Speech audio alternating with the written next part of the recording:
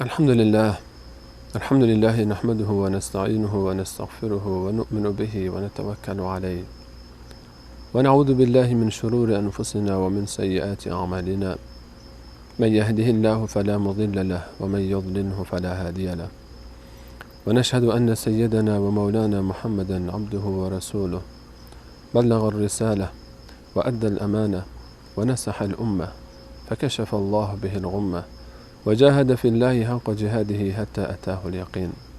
اللهم اجزه عنا خير ما جزيت نبيا عن أمته ورسولا عن دعوته ورسالته وصل اللهم وسلم وزد وبارك عليه وعلى آله وأصحابه وأتباعه وأحبابه وعلى كل من اهتدى بهديه واستنى بسنته واقتفى أثره إلى يوم الدين. عرض سلام و ادب و احترام دارم خدمت همه شما خوبان، عزیزان، مهربانان، بینندگانی که تا این قسمت از برنامه ما رو همراهی کردید در مسیر اصلاح اخلاقمون در سلسله برنامه‌های تجلی اخلاق اسلامی در قرآن. در جلسه گذشته درباره توبه صحبت می کردیم و اون انسان خوشنصیبی که 100 نفر رو کشته بود و قصد توبه داشت، نیت کرد برای اصلاح، برای عوض شدن، برای تغییر، برای اینکه از شخصیت خودش یک شخصیت جدید بسازه، برای اینکه فاصله های بین خودش و الله رو کم و کمتر بکنه و بلکه از بین ببره، برای اینکه فاصله بین بهشت و جهنم رو از بین ببره و خودش رو از جهنم به بهشت برسونه. اون خوشنصیبی که در مسیر راه هنوز به مقصد نرسیده بود، وقتش به پایان رسید، اما الله تعالی با نیتش با اون برخورد کرد و بخشیدش. تا حالا فکر کردید که فاصله بین ما و بهشت، یا به تعبیری دیگه فاصله بین جهنم تا بهشت، فاصله بین بد بودن تا خوب بودن، فاصله بین پاکی تا ناپاکی چقدره؟ شده تا حالا به این موضوع فکر بکنیم؟ فکر میکنید چقدر زمان لازمه تا انسان خود رو از جهنم نجات بده و به بهشت برسونه، تا انسان اسم خودش رو از توی لیست گناهکاران پاک بکنه و در لیست نیکوکاران بنویسه، تا انسان خود رو از لیست دشمنان الله به لیست دوستان الله تغییر مکان بده؟ چقدر وقت لازمه؟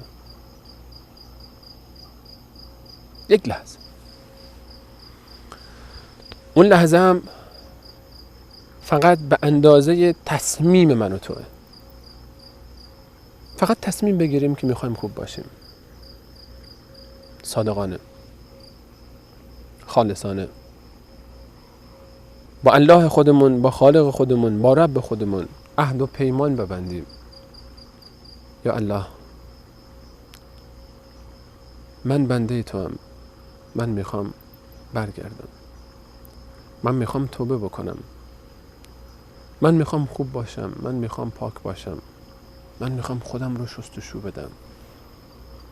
من میدونم که تو منو میبخشی. تو خودت فرمودی که تمام گناهان شما رو میبخشم. من بنده تو هم. من میدونم که محبت تو به من بیشتر از محبت تمام کسانی که تو برای من قرار دادی که به من محبت بکنن. من میدونم مادر من هر چقدر من رو دوست داشته باشه به اندازه تو منو دوست نداره. روزی رسول الله صلی الله علیه و سلم بر جمعی گذر فرمودند. این روایت رو امام مسلم از رسول الله صلی الله علیه و سلم در صحیحش نقل کرده. بر جمعی گذر کردند که در اون جمع اسیرانی بود. عده‌ای اسیر شده بودند برای یک جنگی، گوشه جمع بودند. در میان این اسیرها خانومی بود. ایشون هر بچه‌ای رو که میدید، هر طفل شیرخواری رو که میدید، به خاطر محبتی که به فرزندان و فرزند خودش علل خصوص داشت، اون طفل رو در آغوش میگرفت، میبوسید و به اون شیر میداد، چه طفل خودش چه طفل دیگری رو. رسول الله صلی الله علیه و سلم وقتی این منظره رو مشاهده فرمودند، خطاب به یاران فرمودند آیا شما فکر میکنید که این زن این بچه خودش رو در آتش بندازه؟ دقت کنید عزیزان، این جملات رو با تمام وجودتون گوش بکنید، با قلبتون گوش کنید، خودتون رو بگذارید. در این معرکه، در این اتفاق، یک زنی از روی محبت طفلی رو در آغوش فشار داده و داره بهش شیر میده و محبت میکنه. پیامبر امت رحمت للعالمین خطاب به اصحاب خود میفرماید آیا شما باور میکنید، آیا این در ذهن شما میگنجه که یک روز این زن فرزند خود رو آتش بندازه؟ آیا همچین چیزی امکان داره اصلا؟ اصحاب عرض کردن یا رسول الله، ما هرگز همچین چیزی رو گمان نمی کنیم، امکان نداره. این زن چگونه این فرزند رو با این همه محبت به آتش خواهد انداخت؟ رسول الله صلی الله علیه و سلم فرمود لله احب لله ارحم بعباده من هذه المرأة بولدها.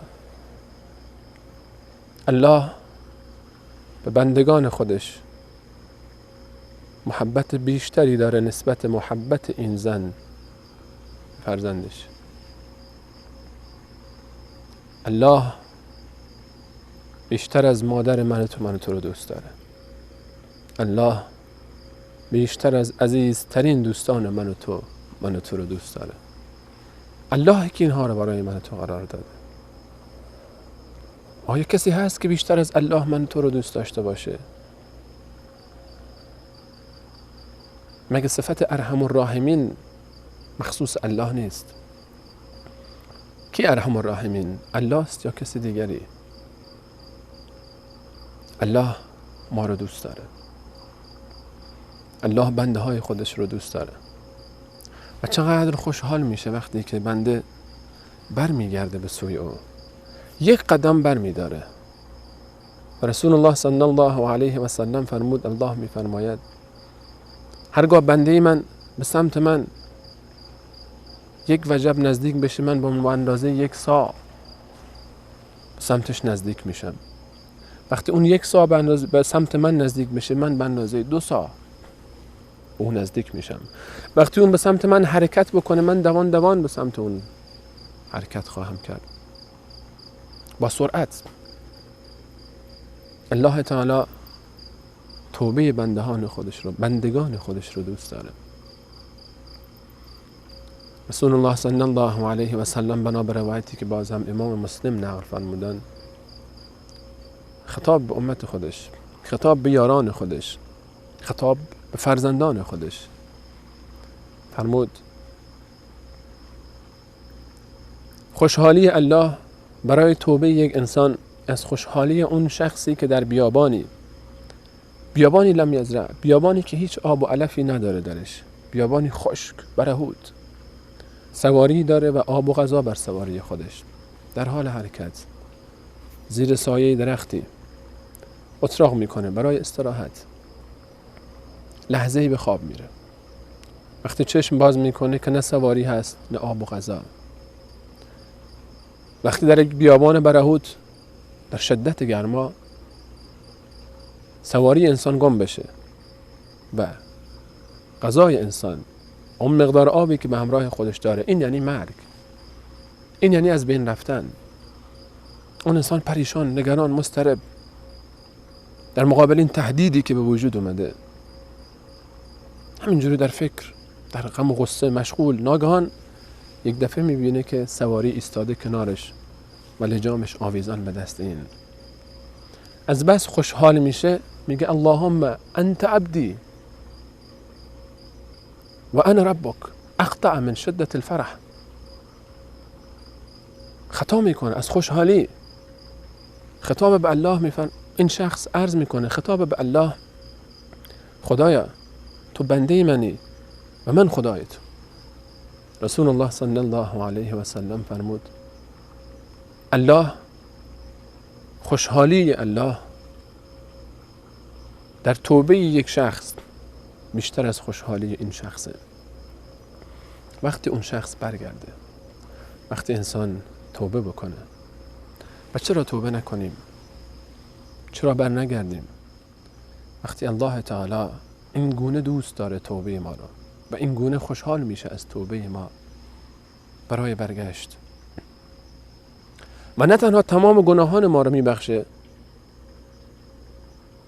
ان الله یغفر الذنوب جمیعا، و بلکه فراتر از این تمام اون گناهان رو تبدیل میکنه به نیکی‌ها.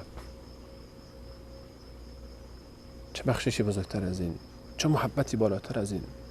شیخ اشتباه نکردید تو این جمله؟ نه، دقیق، کاملا درست، ترجمه آیه قرآن کریمه. اشتباهی لفظی من نبود، بلکه کاملا درسته. الله تعالی میفرماید در آیه مبارکه سوره فرقان در آیه 70، کسانی که توبه بکنن و ایمان بیارن و عمل صالح انجام بدن، الا من تاب و آمن و عمل عملا صالحا فاولئک یبدل الله سیئاتهم حسنات. اینها کسانی هستند که الله تعالی تمام بدیهای اونها رو، گناهان اونها رو نه تنها میبخشه، به اندازه گناهان اونها نیکی عطا میکنه به اونها. الله اکبر، الله اکبر. در یک لحظه تمام پرونده سیاه گناهان انسان پاک میشه. انسان مانند اون روزی که از مادر متولد شده پاک. حالا تمام اون گناهان هر چقدر زیاده تبدیل میشه به نیکی‌ها. هر چقدر انسان گناهکار بوده، هر چقدر گناهانش عظیم بوده، حالا که بخشیده شده هیچ، همین اونها به نیکی تبدیل شده. چه بهونه‌ای باقی میمونه برای برگشت؟ چه نعمتی بزرگتر از این؟ افتخار میکنیم به این که معبود ما الله است و اینقدر بخشنده و مهربانه و توبه پذیر و به ما فرصت میده. او که مهربان ترینه، او که رحمان و رحیم صفت خاص اونه و شایسته اون، اونی که بیشتر از هر کسی ما رو دوست داره و اونی که ما رو از در خودش نخواهد راند. با ما باشید. بعد از یک میان برنامه با ادامه این مبحث زیبا.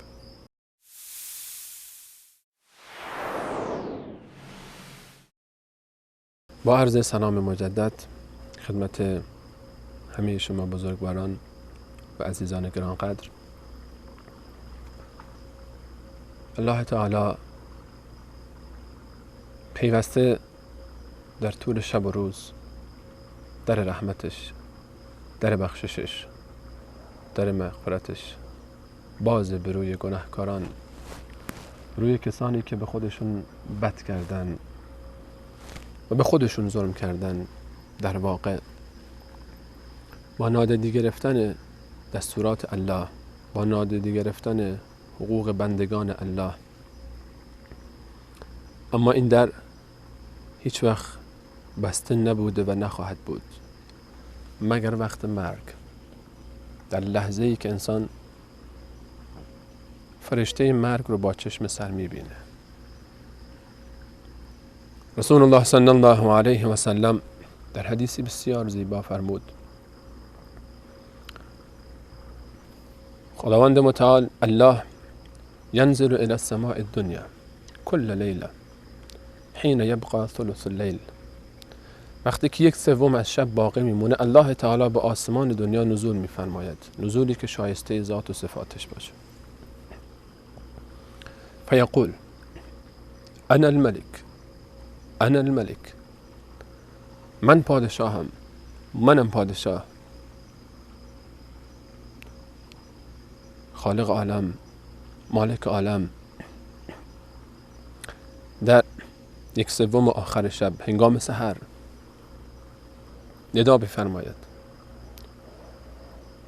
انا الملك، انا الملك، من ذا الذي يدعوني فاستجیب له. چه کسی در حال دعا کردن، کیه که دعا میکنه تا من اجابت کنم دعای اون رو. من ذا الذي يسألني فأعطيه.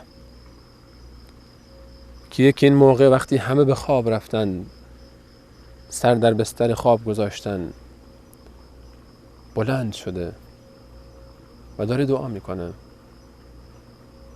و از من میطلبه، کیه که بخواد تا من بهش بدم. من ذا الذي يستغفرني فأغفر له. کیه کسی که طلب بخشش بکنه از من مالک، از من الله، از من که اختیار تمام عالم به دست منه، تا ببخشمش. امام مسلم این روایت رو نقل میکنه. شبخیز که عاشقان به شب راز کنند، گرد در دوست پرواز کنند. هر جا که دری بود به شب در بندند، الا در دوست را که شب باز کنند. خوشا به حال اون کسانی که لذت عبادت در سحر رو چشیدن. خوش به حال اون عزیزانی که نیمه های شب بیدار میشن تا با محبوب خودشون، با خالق خودشون، با رازق خودشون راز و نیاز کنن. شاید بسیاری از ماها دور برمون دیدیم خیلی ها رو، وقتی یک انسانی به یک انسانی علاقمند میشه، میرن میشینن شبها تا نصف شب تا صبح، گوشی های تلفن دستشون مشغولن به صحبت کردن ساعتها. این صفت عاشقانه، این صفت کسانیه که دل دادند. اما خوشا به حال اون کسانی که به خالق خودشون، به الله خودشون، به رازق خودشون، به مالک دل دادن و از اون میطلبن. الله تعالی هر شب و در تمام شب و روز، این موقع شب خصوصا، منتظر دعای بندگان خودشه، منتظر توبه است، منتظر پاک شدن، منتظر تغییر و تحول جدید و خوشحال میشه از برگشت اونها. برگردن، توبه صادقانه بکنن، خالصانه در راه این توبه مردانه ایستادگی کنن. صفت مردانگی یک صفته که زن و مرد میتونن بهش متصف بشن. جنس مرد مراد نیست اینجا. داستان ماعز ابن مالک رو شاید عزیزان شنیده باشند. یکی از صحابه رسول الله صلی الله علیه و سلم. امام بخاری این روایت رو نقل کرده که ماعز ابن مالک صحابی که مرتکب زنا شده بود. صحابه مگه میلغزند؟ بله میلغزند. صحابه معصوم نبودند، اما هیچ وقت بر گناه خودشون پایبند نبودند. هیچ وقت گناه خودشون رو اجازه نمیدادند که طولانی بشه. اونها سریع توبه میکردن. صفت انسان مسلمان اینه. انسان مؤمن باید این گونه باشه. ماعز پریشان، نگران، مضطربه. انسان مؤمن وقتی گناه میکنه پریشانه. انسان وقتی گناه میکنه، وقتی نافرمانی میکنه در محضر الله، مضطربه، نگرانه، غم داره در دل خودش، سنگینی بار گناه رو نمیتونه تحمل بکنه. ماعز به محضر رسول الله صلی الله علیه و سلم آمده. در مدینه گناه کرده، در مدینه معصیت کرده. آمد به محضر رسول الله صلی الله علیه و سلم: یا رسول الله طهرنی. چه کردی ماعز؟ زنا کردم. از نیت. رسول الله صلی الله علیه و سلم فرمود: وای بر تو، برو استغفار بکن برای گناه خودت، خدا تو رو ببخشه. دوباره برگشت: یا رسول الله طهرنی.